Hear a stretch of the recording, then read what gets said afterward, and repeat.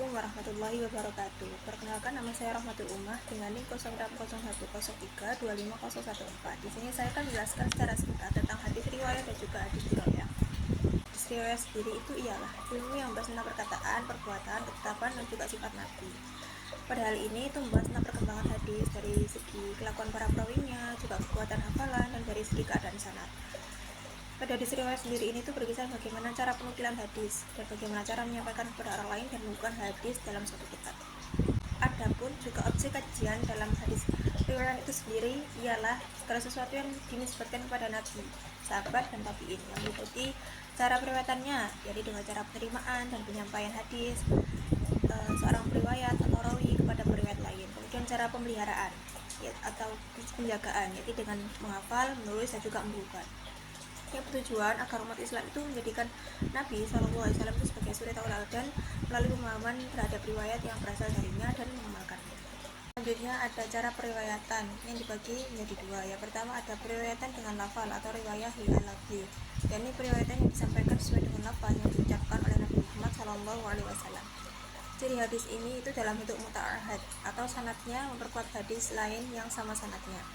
Kemudian yang kedua, periwayatan dengan makna atau riwayah al-makna, yakni hadis diriwayatkan sesuai dengan makna yang dimaksudkan oleh Nabi Muhammad SAW.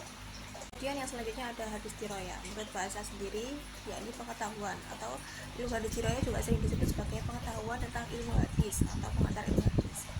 Kemudian menurut definisi Hasbi As-Siddiqi itu sebagai keadaan matan, sanad, dan perawi hadis yang tujuan dan kegunaannya untuk mengetahui tentang diterima dan ditolaknya suatu hadis. Kemudian menurut Imam As-Sayuti itu ilmu dirayah sendiri, yakni ilmu yang mempelajari tentang hakikat, syarat-syarat, macam-macam, dan hukum keadaan para perawi, syarat-syarat mereka, macam-macam periwayatan, dan hal-hal yang berkaitan dengannya.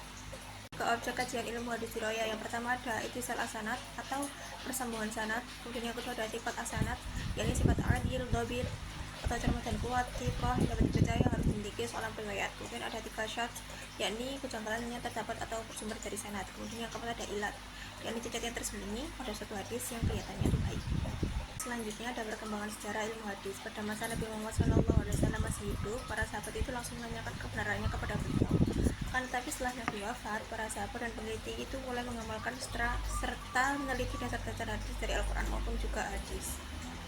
Kemudian pada masa sahabat setelah wafatnya Rasulullah, mereka itu sangat berhati-hati dalam meriwayatkan hadis, terutama dalam kodifikasi Al-Quran. Hadis pada masa Nabi itu belum dibukukan secara resmi, hanya dihafal dan juga dicatat oleh sebagian para sahabat untuk kepentingan pribadi. Sikap Nabi terhadap pencatatan hadis itu ada dua, ada juga yang suruh menghapus karena khawatir tercampur dengan Al-Quran, ada juga yang membolehkan untuk kepentingan dakwah. Peneliti ahli hadis itu juga menemukan 8 riwayat yang membolehkan catatan hadis dan juga 3 riwayat yang melarangnya. Jadi kesimpulannya, ilmu hadis riwayat sendiri itu ilmu yang membahas tentang perkataan, perbuatan, ketetapan, dan juga sifat Nabi Muhammad SAW dengan role pembahasan yang tidak mempersoalkan apakah hadis itu sahih ataupun tidak, tapi hanya menekankan pada hal yang berasal dari Nabi SAW dan diteladani.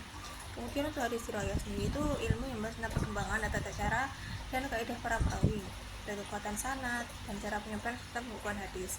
Sementara itu, cara merawikan hadis melibatkan proses penghafalan, dan juga pencatatan dan pembukuan, serta periwayatan hadis dengan syarat tertentu yang ditetapkan dalam ilmu hadis. Mungkin sekian penjelasan singkat dari saya. Wassalamualaikum warahmatullahi wabarakatuh.